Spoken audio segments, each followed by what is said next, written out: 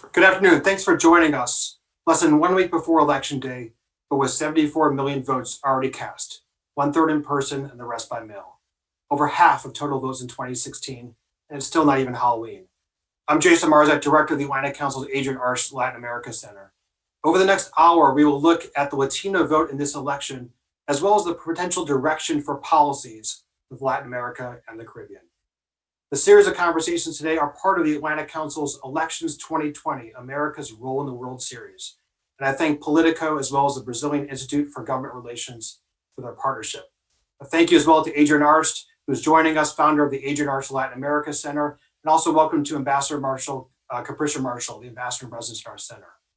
As Americans head to the polls or the mailbox, the Latino vote will play a decisive role in deciding our next president.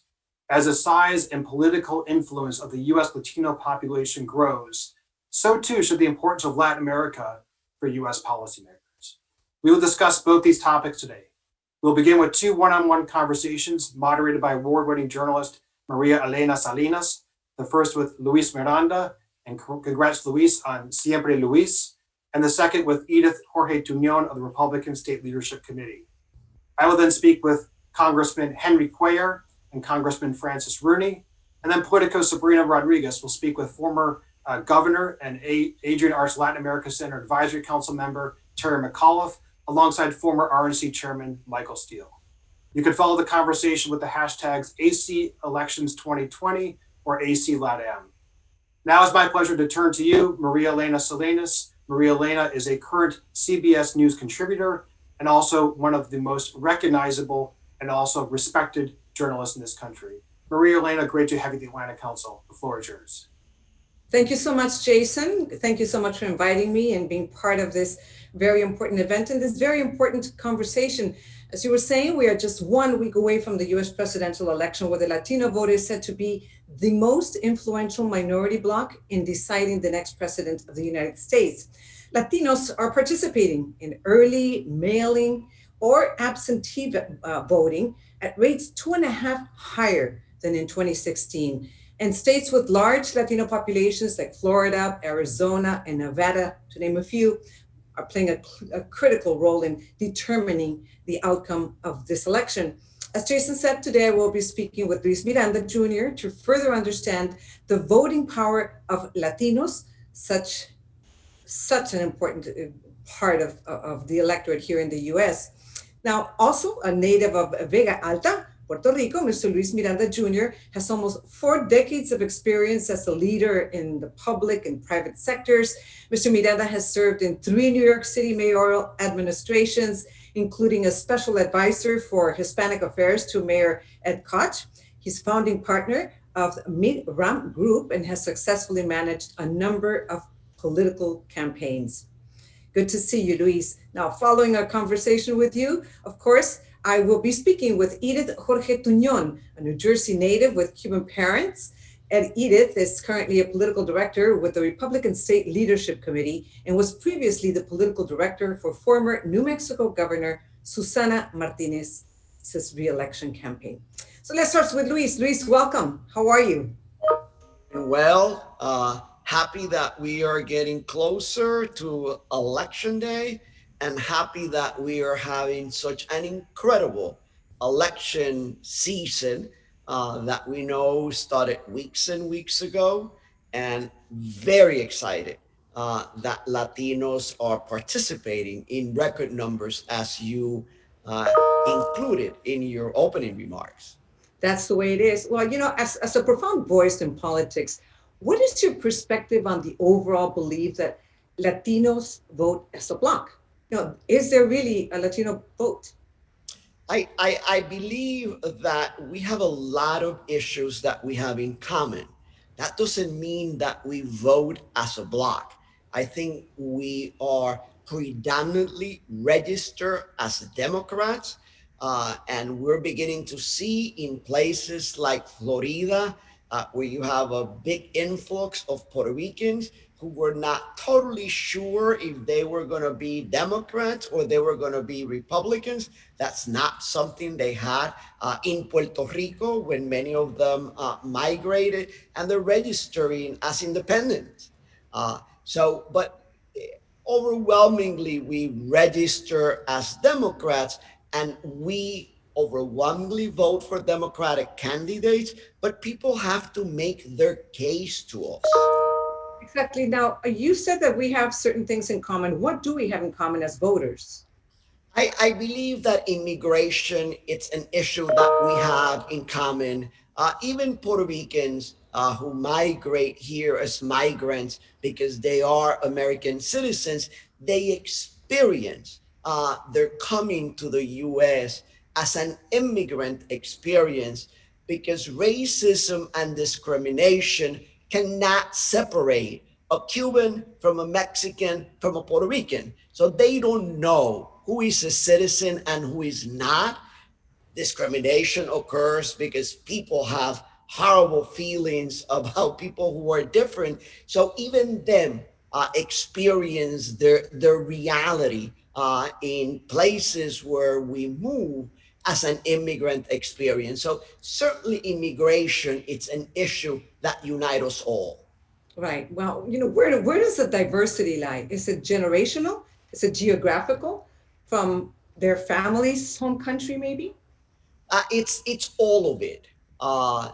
But something that, and I'm sure other speakers will touch on this.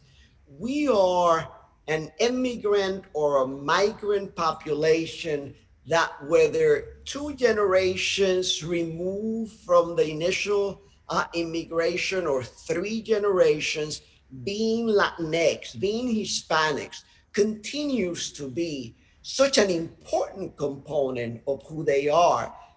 I have three kids, all born here, all educated here. And when Hurricane Maria hit Puerto Rico, everybody stopped doing what they were doing to help the island. So we continue to have our Latin experience to be such an important component of who we are as Americans.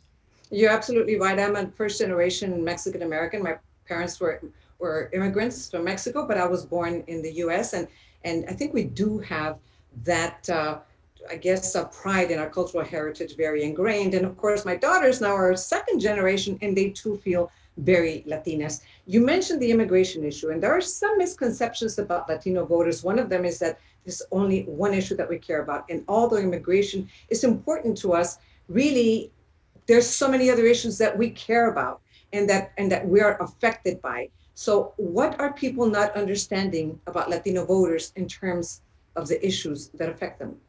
I think I even go one step further, Maria Elena.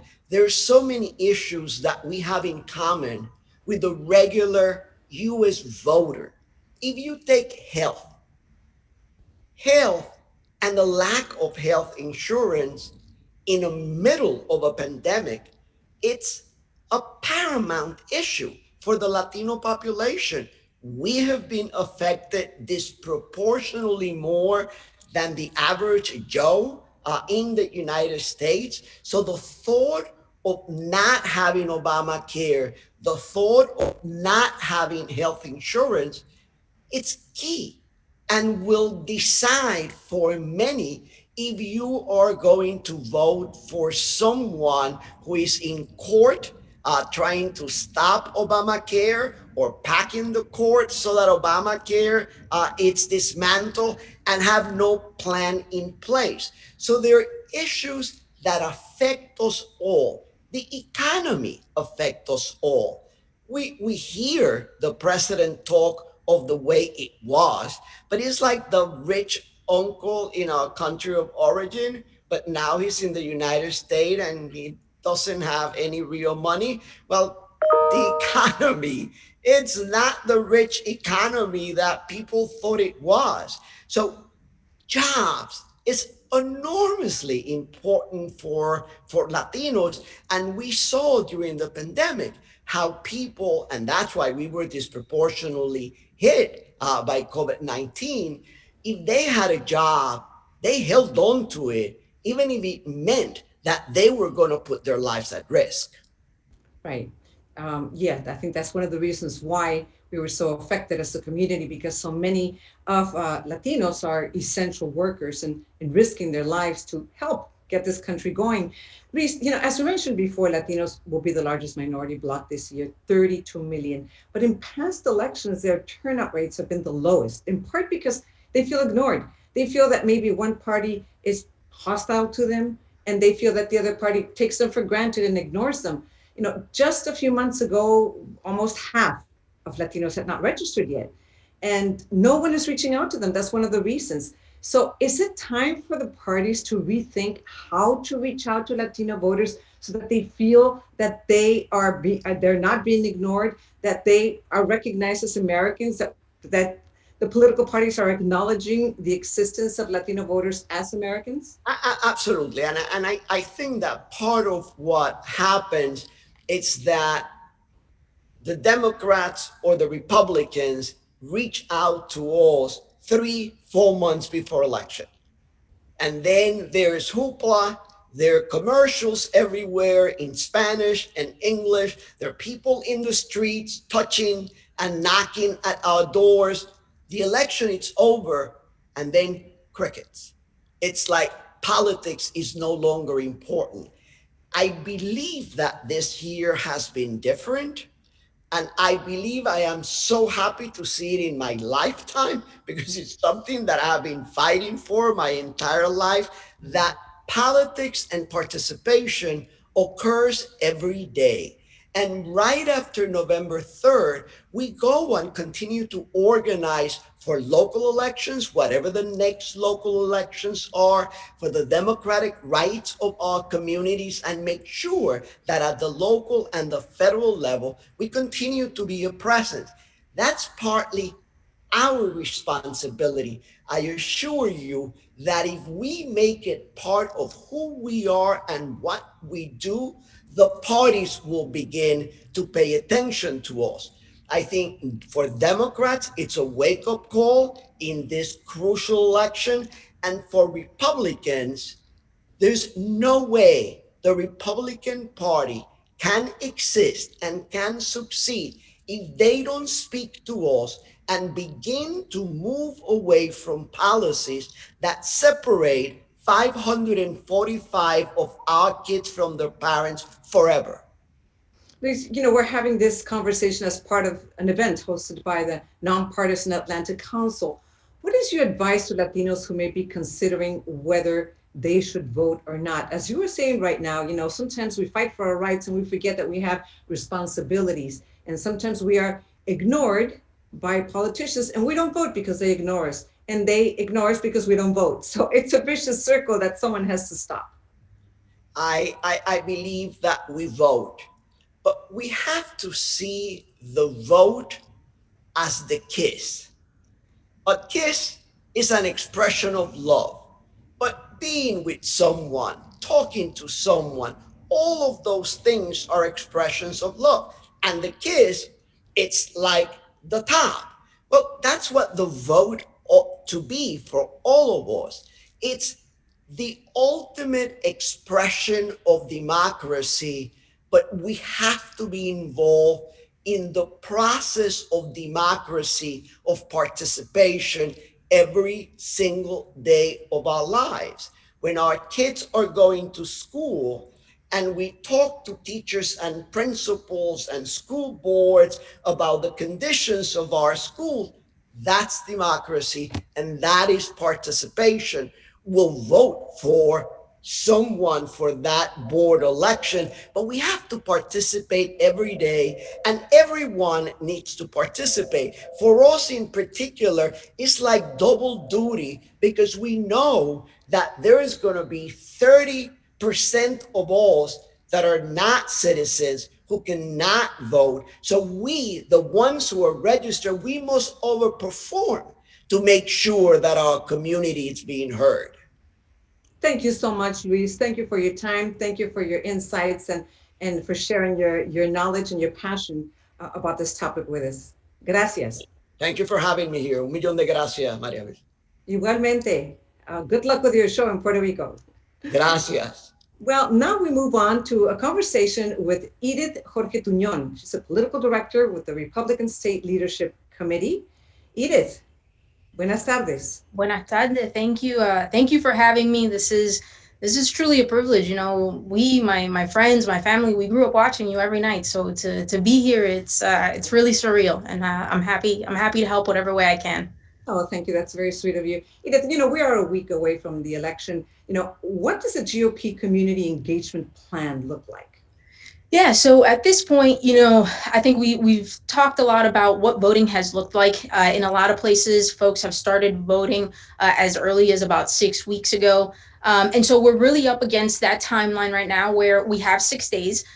Your traditional get out the vote has changed a little bit. So a big part of the plan right now is we need to chase those outstanding ballots. There's a ton of folks that either received ballots because the state was automatically sending them to people. There's individuals that requested those ballots and it's kind of been sitting on their tabletop. And so what we're doing right now is finding different ways to kind of, we say, touch those individuals, whether that be by a door knock, a live phone call, a text message, you know, having a local community event, a cookout where the push is to get them to fill out their ballot and kind of drop it in a mailbox or in one of the local boxes. But everything right now is really aimed at getting out the vote, whether that's from an absentee perspective or making sure that they're going to vote early if you live in a state where early voting is an option, or last but not least, and probably what it all will come down to is election day, making sure that these individuals are turning out. For people that have a ballot, you know, letting them know that, hey, it's okay if you didn't return it on time, you can still go in person and vote. Here are you know, some of the rules and regulations, but ultimately it's about making sure that we're letting folks know that they have numerous ways of being able to still cast their vote from now until election day. You know, although polls vary, anywhere from 20 to 30% of Latinos will be supporting President Trump during this election. You know, the top reasons are the economy, his pro-life stance, and in Florida, his portrayal of Vice President Biden as a socialist. What has the campaign done, or what do you think should be done to go beyond his base of Latino voters? Yeah, you know, I think I'll answer that as part of a broader answer. And it's, you know, I think parties on both ends need to do a better job of finding representation that we see ourselves in. You know, obviously we have 2 males running for the highest office in the nation, 2 Caucasian males. And so sometimes it does become a little difficult for us as Latinos or Hispanics to really see ourselves and our values sometimes, and maybe our cultures, and individuals that we don't feel necessarily have too much in common with us. And so I think, you know, a big part of it is coming across as though you understand, you know, who we are as individuals, as families, as communities, and that your policy, that your words, and that your actions reflect that. And I think as a broader kind of really goal for both parties for the next, you know, 20, 30 years, it's finding individuals to run for office, and it's up to us to elect individuals for these positions that do reflect who we are or who we think we are, again, as a populace, as a community, and quite frankly, as voters in America. Right. I'm glad that you mentioned that looking forward, because as we know, the Latino community and the Latino voting bloc is only growing and growing and growing. We know that every 30 seconds a Latino turns 18. So you're adding between 800,000 and 1 million new voters, new Latino voters each year. So prepare, because right now we're 32 million, but in 10 years there will be 42 million. Edith, you know, given your experience in mobilizing the Latino voters, I asked Luis, what is your advice to Latinos who may be considering whether they should vote or not? And also add to your answer, you know, we're still in the middle of a pandemic, and there's people who are concerned about paying their rent, about putting food on the table, and maybe thinking, well, the election isn't important. What do you tell them? I tell them, you know, Mr. Miranda said this, Maria Elena, you said this a little bit too, and myself included. I'm first generation American. I consider myself very much an American, but at the end of the day, there are just things that I know that are different because of how I was raised, because of my family, my upbringings, and my family's country of origin. When you look at the facts, you know, based on our population as Hispanic or Latino Americans, we should have 18 senators and 77 members of Congress to represent us correctly. We don't. We have 4 senators and we have 41 members of Congress. And so we are never going to see the policies that we believe are correct or are the way that we would do things, if you will, enacted if we don't have proper representation in place. And the reality of it is this country was based on that very fundamental principle, which is individuals should have the right to vote. And for many whose families have been here for hundreds of years, they've had that action of going to the polls, of voting, and it's become, quite frankly, second nature to them. They know that this is a God-given right as per our Constitution, and they should do it. And for us, we haven't had that luxury. For some of our families, maybe they have been here for 50, 60, 70 years, and they've gotten a little more into the habit of it. But for folks that just got here, a couple of years ago, it's new to them. And so it's like exercising. The more you do it, the easier it becomes. But what you can the takeaway I would say is you're going to see actual change. And that would be my piece of advice. Edith, thank you so much. Thank you for your insights. Thank you for that very great advice. Yes. And let's just hope that everyone goes out to vote. All Latinos go out and vote. It doesn't matter who they want to vote for, but it's important for them to exercise that right and that responsibility. Edith, thank you very much. Thank you for having me. Luis Miranda, thank you very much. And Jason, back to you. Thank you for inviting me. Thank you so much, Maria Elena. Great to have you. And thank you, Luis and Edith, for your comments. I'd like to now welcome 2 important leaders on Latin American issues in the U.S. House of Representatives, Congressman Henry Cuellar and Congressman Francis Rooney. Congressman Cuellar, of course, represents Texas' 28th Congressional District, includes Laredo, San Antonio. In his 8th term, Congressman Cuellar, among his many positions, serves as the only Texas Democrat on the U.S. House Appropriations Committee, and also as Chief Deputy Whip. Congressman, great to have you back at the Atlantic Council again. Thank you so much. It's a pleasure being with you again, Jason. Thank you, Congressman. I'm also thrilled to have Congressman Francis Rooney. Congressman Rooney represents Florida's 19th Congressional District, which includes Fort Myers, Naples, and Marco Island. He's in his 2nd term and serves as the Republican ranking member of the Western Hemisphere Subcommittee of the Foreign Affairs Committee. Congressman Rooney is also a member of the Atlantic Council's U.S. Columbia Task Force. Congressman Rooney, great to have you today. You're on mute. Please unmute. Thank you for having me. And I want you to know that every book you're looking at behind me is a Spanish book. Absolutely fantastic. And it's a great honor to be on here with my great friend, Henry Cuellar. Francis, es un placer estar contigo. Placer es para mí también. Y es un placer para mí también. So thank you so much, Congressman Cuellar, Congressman Rooney, for joining us today. Over the next 20 minutes, we're going to move across the region, move from Mexico to Central America, to Venezuela, Colombia, Brazil. And Congressman Cuellar, I'm going to start with you. Your district stretches, I mentioned, from San Antonio to Laredo, where I've actually had the opportunity to be a number of times at TAMU. What a great university there in your hometown of Laredo. Thank you. And your district stretches all along the border with Nuevo León and Mexico. You're such a staunch advocate for strong U.S.-Mexico ties. You're also a leader in moving USMCA forward to passage in the House. I want to start by asking you, how would a Biden administration differ in its approach to Mexico from the approach of the Trump administration?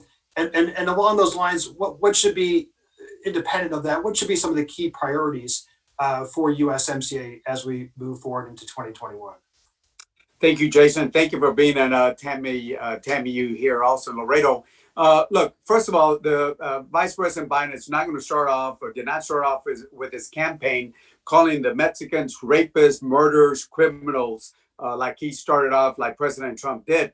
He's not going to threaten them with tariffs. As you know, when we're trying to do the negotiations on the NAFTA agreement, or the NAFTA 2.0, as I call it, he was threatening them with them. So he didn't treat them the way I think Biden will. One of the last times I was with President or Vice President Biden was in Mexico City. We were there for the inauguration of President Enrique Peña Nieto. The Vice President also knows that the Rio Bravo, Rio Grande does not divide us, but actually unites us as two countries. He understands that every day there's more than $1.7 billion of trade between the U.S. and Mexico. So he's going to start off with a relationship as equal partners with Mexico, because he understands the importance of Mexico, whether it's trade, security, or immigration. He's going to treat them as partners, and that's going to be the big difference between a Trump administration and a Biden administration.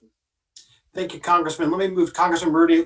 You're co-leading a bipartisan resolution, actually also introduced in the Senate, that condemns the Maduro regime's upcoming fraudulent elections that will take place in early December 6th.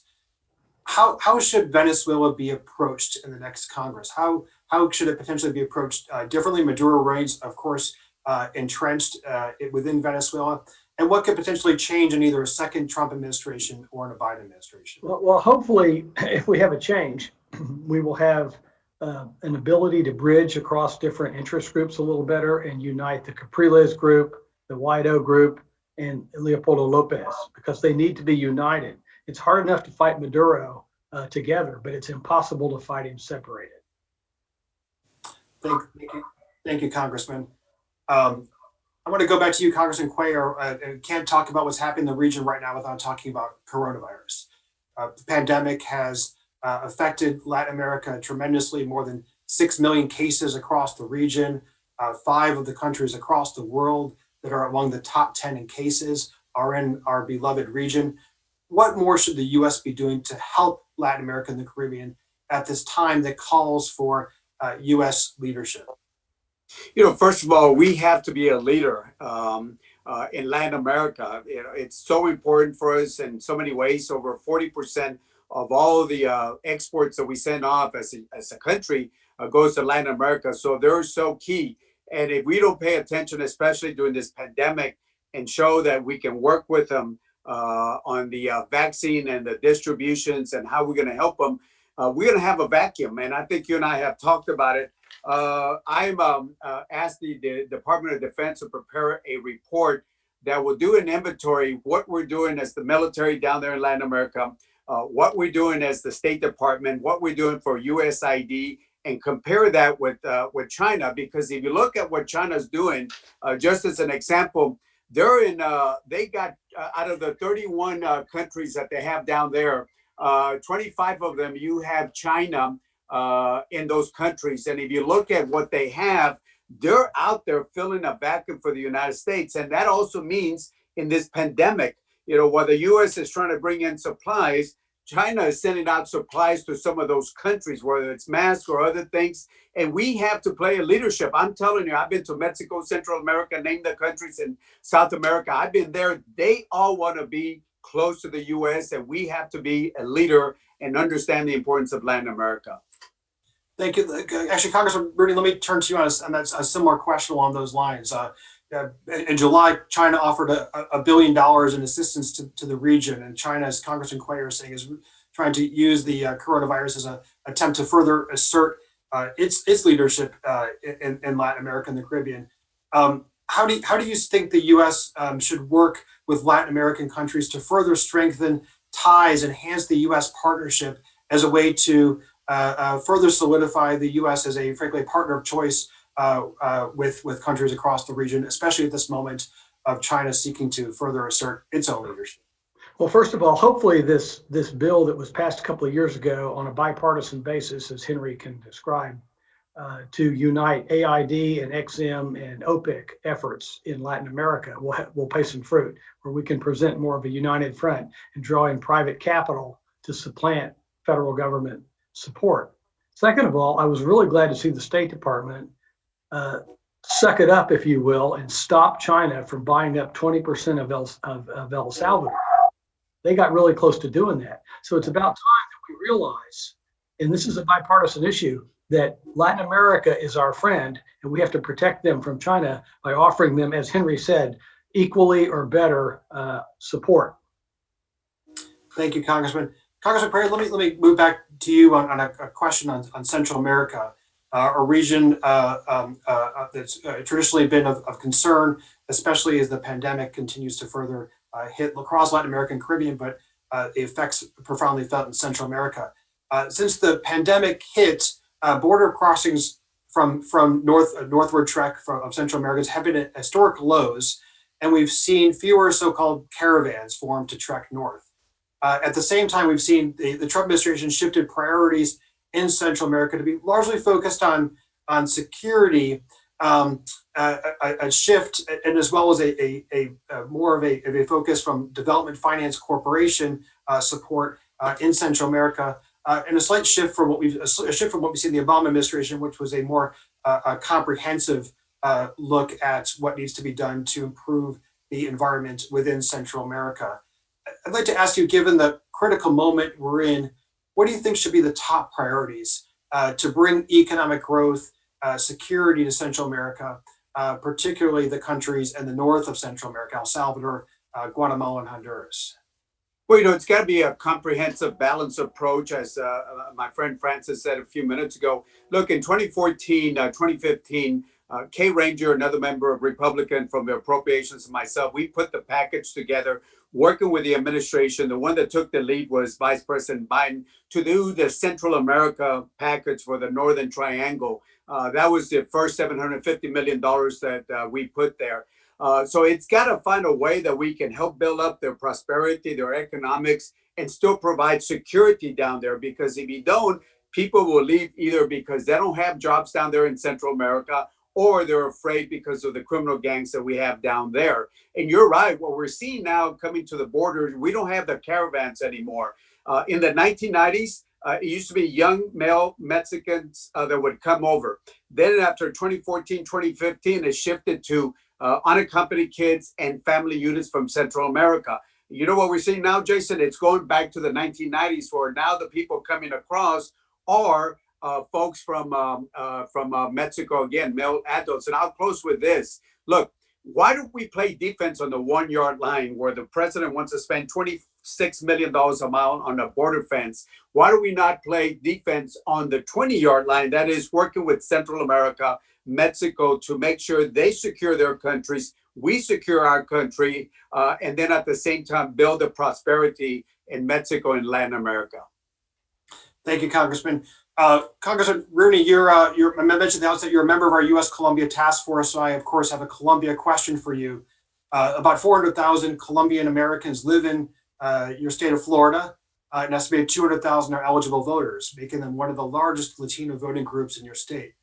What steps have Congress and also the current administration taken to advance the U.S.-Colombia relationship, and how could that change based on next week's election? Well, I think, as you know, the Colombia is under a bit of duress for having accepted over 2 million Venezuelans. And we've tried to help them in some ways. I'm not sure it's been enough and enough timely. Colombia is a very important ally of the United States through all the different recent administrations. And it's very important that we maintain that and we support them. If there's any bright hope in dealing with Venezuela, it's going to come through through Colombia. If I might say one more thing about what Henry said, I remember one day with President Salinas in Los Pinos, we were talking about immigration over lunch. He said, it's those Mexicans that'll risk their life to cross that river that we need to keep here. And that stuck with me, and I'm thinking, how fortunate are we to have those people risk their life to come build their family in the United States? I always say that the best and brightest are those who decide they want to pick up and find a life for themselves somewhere else, and I couldn't agree with that more. Congressman Carrera, I saw you nodding your head on the Colombia question. Did you want to respond to that? Look, I just got off the phone yesterday with somebody from Colombia, and they're as Francis said, he understands Colombia very well, and just like he and I, we. I've been down to Bogota, Cartagena, out to the jungles of Colombia, where where we talk about fighting drugs. Let me tell you something. If there's a country that's close to the United States and Latin America, you won't find any other country like Colombia. They want to be close to the United States. They want to work with us. And I remember some of us, we fought for that trade agreement between the U.S. and Colombia. We finally got it done, and I'm glad we did that. But we need to show support to our friends in Latin America, like Colombia and other countries. I couldn't agree more, and that's such a priority of the Adrian R. Latin American Center. Congressman Rudy, one last question for you before I turn it to a board member of ours, Melanie Chen, for a final question. But Congressman Rooney, last week, the U.S. and Brazil signed a new protocol relating to trade rules and transparency. It's a mini deal result of years of work that frankly even predate the current administration.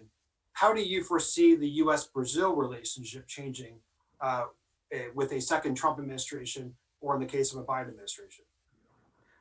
It would be better for me not to comment on the risks of a second Trump administration at this point. But if we have a Biden administration, I'm sure that we will be a little more careful with Bolsonaro than we have been. And I'm all for, and I've said this with Henry and our Foreign Relations Committee, stopping Brazil burning up the Amazon and causing the potential for huge environmental destruction to the Western Hemisphere. Thank you very much, Congressman. I'd like to now turn it to Atlantic Council Board Member Melanie Chen for a final question. Melanie, please go ahead. Thank you. I am the sole board member of the Atlantic Council who's from the Caribbean. So my question is, in the absence of a crisis like Venezuela, how does the Caribbean get the attention of Congress? Francis, you go and I'll follow you.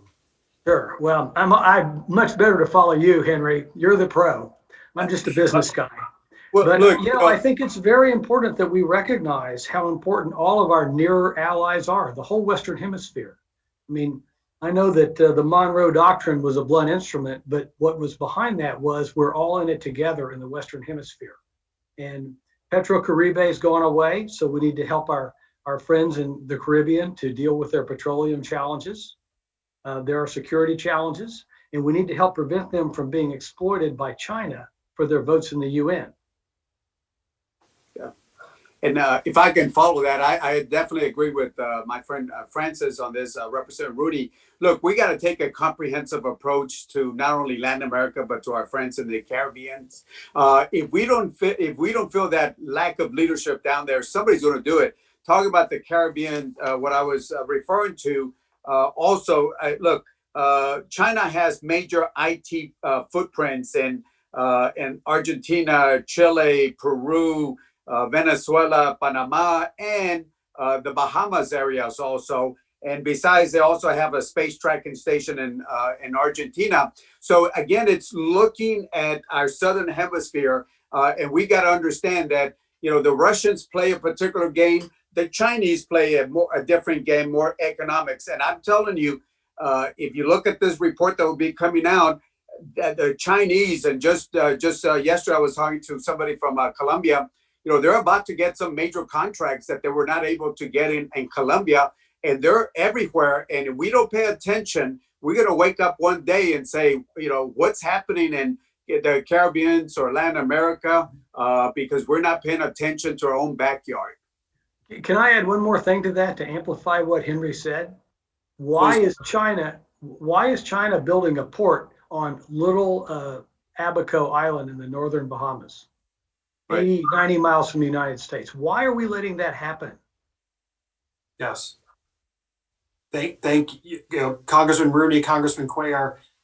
We actually just launched at the Adrian R. Latin American Center a new Caribbean initiative to further raise in Washington the importance of Caribbean issues for the United States, exactly as we're talking about right now. So I want to end here by thanking both of you for not only for joining us today, but for your continued leadership on all issues concerning Latin America and the Caribbean, and wish you both all the best. If you do a final message before we sign off to the next panel. Well, the only thing is, I'll talk about Mexico and Latin America. When the current president sees Mexico as an enemy and Russia as a friend, I know the world has been turned upside down. It's always a pleasure. It's always a pleasure to work with my friend Henry. And when he said that right now, I'm thinking of my friend Jaime Alamán, who I went to high school with, who was ambassador from Panama to the United States. And he said at one point, we treat our enemies better than our friends. And we need to turn that around. And we are all in it together in the Western Hemisphere. Well, thank you very much, Congressman Rooney. Thank you very much, Congressman Cuellar. Really appreciate this conversation. Such a pivotal moment. I'm now going to turn it to Politico's Sabrina Rodriguez for a conversation with former Governor Terry McAuliffe of Virginia, also a member of the Agent Orange Latin American Center Advisory Council, and also former RNC Chairman Michael Steele. Over to you, Sabrina. Thank you, Jason. And thanks everyone for tuning in today. As a Cuban American from Miami, I'm a personal note, I'm very invested in the issue of the Latino vote. So I'm really excited to have this conversation with Governor McAuliffe and Lieutenant Governor Steele. So I want to do just a brief introduction for them before we turn over to questions. As many of you know, I'm sure, Governor Terry McAuliffe is a longtime Democratic politician who most recently served as the 72nd governor of Virginia. He's also a member of the Adrian Arch Latin America Center's Advisory Council. And then Lieutenant Governor Michael Steele, he was elected to that position in 2003. It was a historic election, being the first African American elected to statewide office in the state. And then it was historic again when he became chairman of the Republican National Committee in 2009, which we know was a big time for the Republican Party. So I want to turn over to just getting questions out there. And my first question is to you, Governor McAuliffe. You've been an advocate of Latino political participation since your time as governor. And, the Latino vote we know played a decisive role in your 2013 race.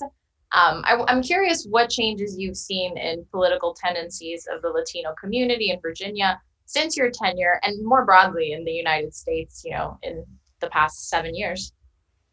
Sure. I would say going back to 2001, when I was chairman of the DNC, I started our first Hispanic Vote Center, put together about $20 million to begin an outreach program, registration program, mobilization program way back when. Obviously, understanding the fastest growing population in America, you would be charged with malfeasance if you, as a national party chair, Michael Steele will agree with me, if you're doing outreach to the Hispanic community. But when I ran for governor, Latino community is about 10% of the vote in the Commonwealth of Virginia. About 75% show up and vote. So it's a solid voting bloc in Virginia. Obviously worked it very hard. I won about 85% of the vote, Hispanic vote, when I ran for governor of the Commonwealth. Very instrumental. I'm the only guy in 48 years to break the curse. Whoever wins the White House, the other party wins the governor's mansion. Obviously, President Obama won in 12 and I won in 13. It's only happened once in 48 years. And, I'll give the Latino vote a lot of credit for that. And we were able to mobilize and get that vote out. Since I got in office, and obviously we've only increased that vote share predominantly because, I had a huge battle over Medicaid expansion. And you look at the Latino community today, and in Virginia, they disproportionately high do not have health coverage. And I fought with my Republican legislature for 4 years to get Medicaid expansion, which would have included about 180,000 Hispanics would have gotten health coverage in Virginia if we'd expanded it, and the Republicans wouldn't do it. It's called Obamacare. I said, call it whatever you want. I don't care. Let's get the $2.2 billion back to Virginia. I get 400,000 people health care. But so I think that really hurt the Republican Party in Virginia, and we finally were able to complete that. So, we've had a real evolution, very strong politically in Virginia. I think nationally, very similar, but I think a lot of angst today because of COVID, the crisis, the economy. You look at the Latino community, the small businesses have been devastated. And you've had a president, let's be honest, for 4 years that has run down the Latino community. I mean, the immigrant community. Rapists, thugs, murderers coming from Mexico. We know all the stuff that Trump says. So he's really divided the country. I'm actually surprised that I want to see the final vote that we should do very well. I think in Florida, they have run a very tough mission against Joe Biden, calling him a socialist. And many of the folks there have come from socialist countries. So I understand that. We're trying to deal with that issue. I can tell you in Florida right now, Michael Bloomberg's helped us with that. But we get strong support from the Hispanic community in this country for the Democratic Party. We got to grow it.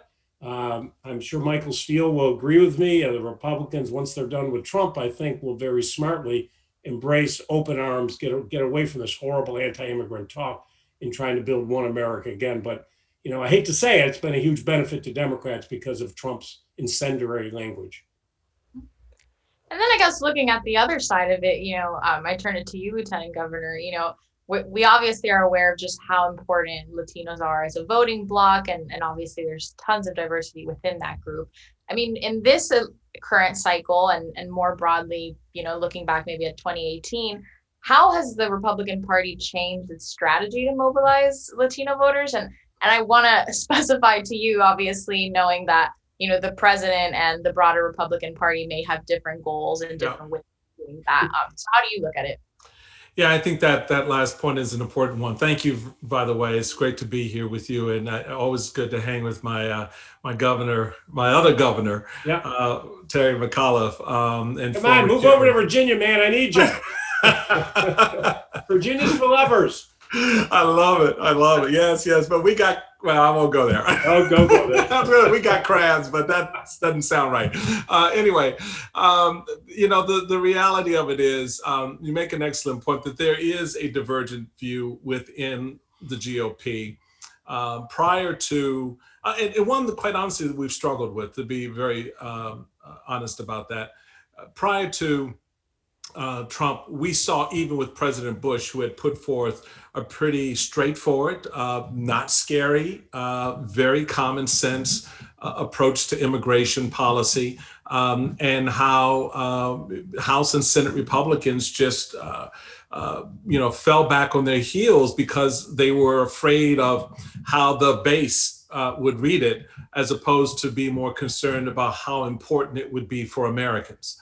And that, I think, set up a tragic opportunity lost when the party put forth this effort after the 2012 cycle, where they got their head handed to them and said, "Oh well, we got to focus on the Hispanic community."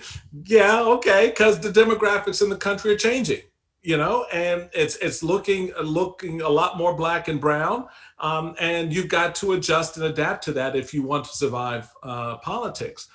So they put forth this autopsy report, which again, I didn't like the name, but okay, the substance of the product is what matters.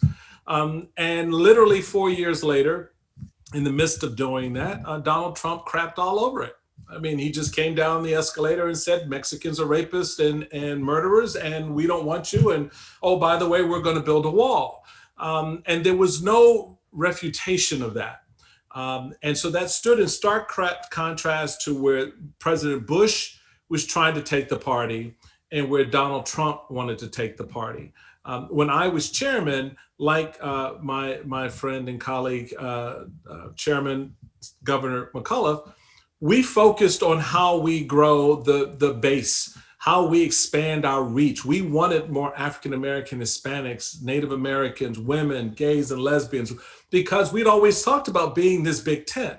And so we focused on, races with the Susana Martinez and, Governor Sandoval. We had these opportunities where we could bring Hispanics into the conversation in a way in which we say, you lead us, you help us understand better, know better, and relate better to your community, and show us and give us the tools that we need. So we want to push people out front to say, this is who the Republican Party is, and this is what we're about. These things, these values and these ideas, they align, but it's more than that. And so I've always been turned off by Republicans always starting the conversation, as I hear it in the Black community, as I know a lot of my Hispanic men and women friends do as well. Well, they're conservative. They go to church on Sunday. They're Christians. It's so much more than that. And if you only begin to look at communities of color through this very narrow lens of, they're conservative, they're progressive, they're Catholic, they're Protestant, they're this, they're that, then you lose sight of what that community is about. You lose sight of its rich history, you lose sight of its value to the present as well as the future, and you lose sight to the opportunity to have their voice become leadership within the political structure. And so that's going to be a real challenge for Republicans on the other side of Trump. There are those of us who will continue to stay in the fight and try to change that narrative back on track. But I will admit up front, it will be a difficult one because it has been so laden and burdened by very ugly and incendiary rhetoric over the last few years, when a lot of us know that's not where the heart nor the spirit nor the policies of the Republican Party in the main are. You know, going off of that, and I pose this question to the two of you, but I'll start with Governor McAuliffe. I mean, we know, for example, with coronavirus, that it has disproportionately affected, you know, Black and Brown communities in the United States. And that's a huge issue. I mean, when we're talking about the issues that Latinos are voting on, I mean, what do you consider to be? I as a Latina, I know it's not just immigration, that's Latin America. So, you know, what are these issues that you think are important to the community? And I'll start with you, Governor. Yeah, well, first off, the COVID crisis is the number one issue for every American. It's on the forefront of American's mind today and around the globe. I can tell you here in Virginia, the Latino community is about 10% of our population, but today there's 38% of the COVID cases in Virginia. So a disproportionate Latino community is being affected by it. So every family here and across the country, obviously very concerned about the COVID crisis. Within that is the economy. It's the other big issue, which it always is. And disproportionate, you think of the small business, Latino-owned small businesses, they're being wiped out today. So there's so much angst about the healthcare issue, so much angst because of the economic issues that have resulted from that. And then once you get past that, I think the big issue for many in the Latino community is education and education funding. You know, how do we take care of 3 and 4-year-olds on pre-K? How do we make sure we're not offering more STEM courses in those communities of color? And I think for many folks, especially in the Hispanic community, making sure that a quality education is being delivered, as it is in other parts of your state. I think education and healthcare job creation, I think that's what people are thinking about as they go vote this November 3rd. I think obviously the issues of COVID, the mishandling by Trump, has been a huge benefit. And I'm Joe Biden. That's all I'm talking about for the next 6 days. COVID, COVID, COVID. That's what Trump likes to say. Biden ought to be doing the same thing. But, you know, it's the same issues that many families deal with. But when you're disproportionately affected with the coronavirus infecting you more than other constituencies, you're not getting the same level of school funding. Those are legitimate issues to raise. And that's what I believe the communities are really concerned about. And they want to see leadership on. And let me just say, finally, Joe Biden's going to have a chance. He's got to deliver. They want people to deliver. They're sick of the politicians fighting. They're sick of the partisanship. They want things to work in this country. So the onus, I believe, on November 4th will shift. And then we got to produce. And if we don't, then Latino community will look elsewhere. And your thoughts, Lieutenant Governor? Yeah, I think that's exactly right. I mean, the issues they're American issues, and they're American issues that are flavored with culture and flavored with different experiences, but they're still, at the end of the day, American issues. It's how I can raise my kids, how I educate them, how I can grow my opportunity, whether I'm native born or an immigrant. And I think that, you know, it's no different for members of the Hispanic community than it is for any other community. And so in some sense, I think we begin to help the debate in this space when we move off of that distinction, when somehow we kind of create this crazy narrative that, oh, well, it's different for them. No, it's not. It's not different for them. They're entrepreneurs, they're captains of industry, they're moms in suburbia, they're moms who are running large businesses, they're dads who are shop owners, they're educators, they're firemen and they're police officers, they serve in our military. What are you talking about? What's different for them? Nothing's different for them. What it is for them is, how does this life play out for them? And more importantly, how does it play out for their children and their children's children? So those narratives need to change around these types of conversations, because Governor McAuliffe is exactly right. All the things he listed are just as important to white folks as it is to Black folks, as it is to Native Americans, as it is to Hispanics.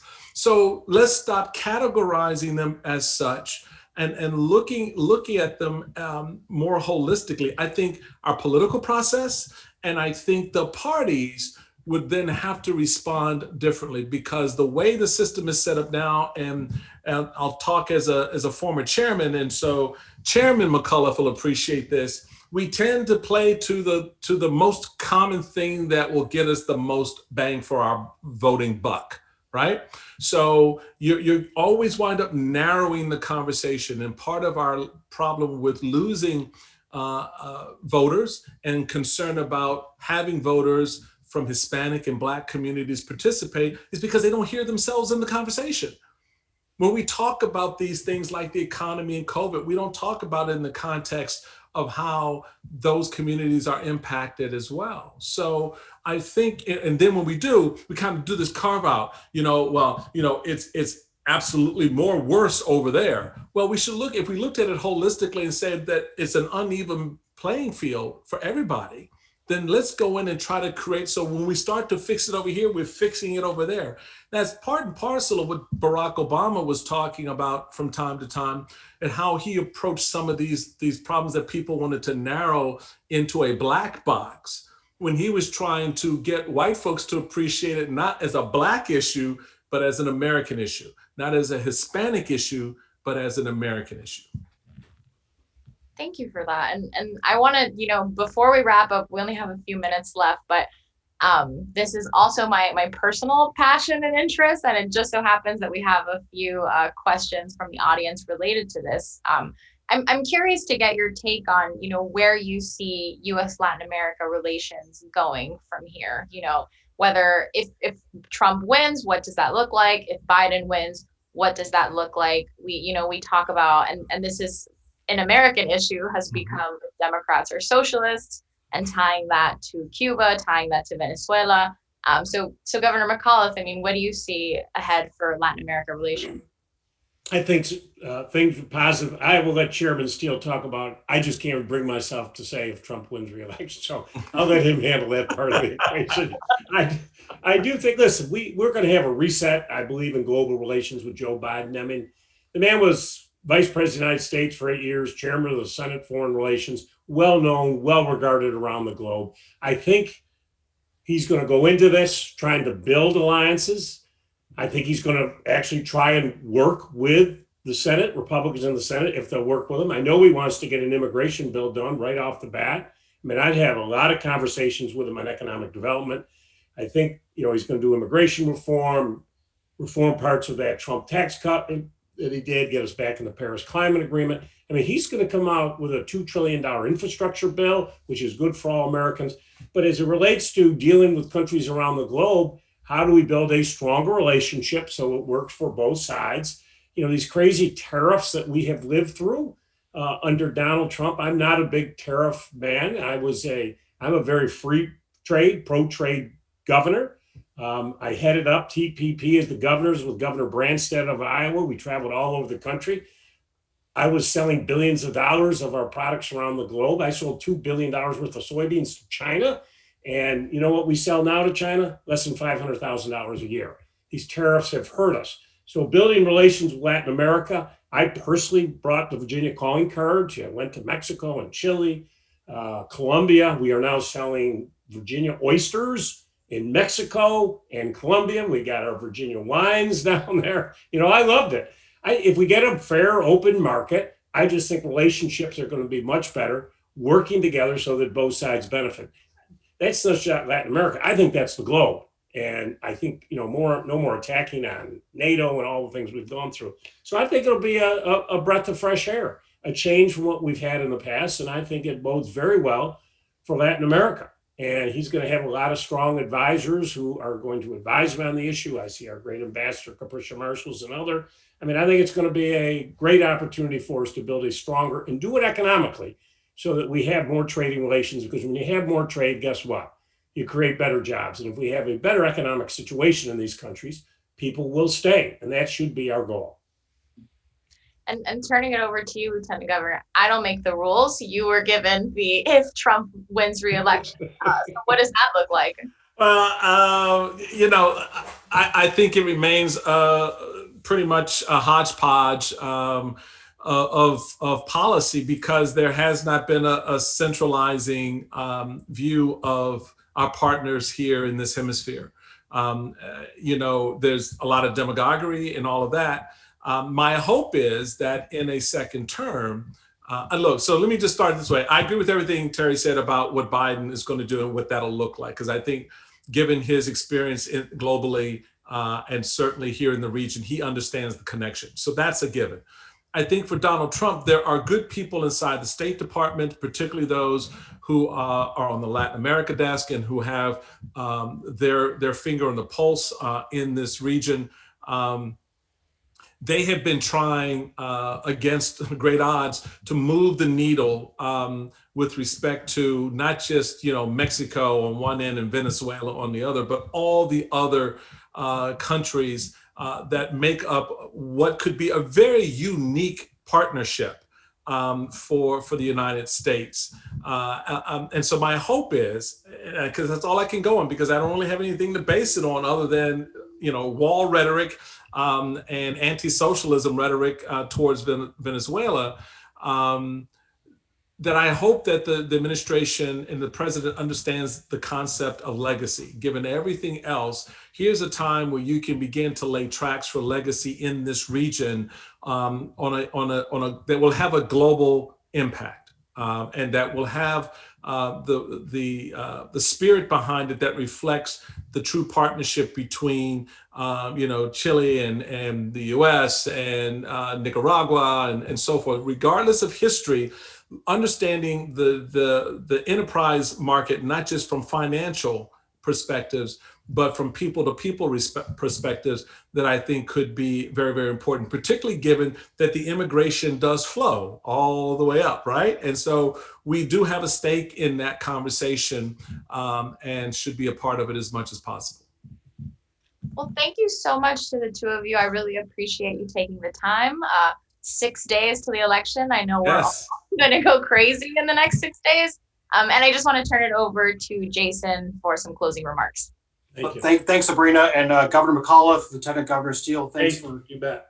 Thank you very much for joining us. Governor McAuliffe I'll have to find Virginia oysters next time I'm able to travel to Mexico. Thanks to all our other speakers as well: Congressman Cuellar, Congressman Rooney, Luis Miranda Jr., Edith Torre Tuñon, Maria Elena Salinas. And of course, thanks Adrian Arce, Melanie Chen, Ambassador Capricia Marshall, all the others watching today via the Atlantic Council's multiple platforms. I think this last hour has clearly shown, of course, the importance of the Latino vote, how to engage with the Latino community, and also the pivotal importance of Latin American and Caribbean issues now, and also as we look to the next presidential term and the next Congress. My final message today is vote. Vote early, vote on election day, but just vote. With that, I hope everyone stays safe and healthy, and until the next time.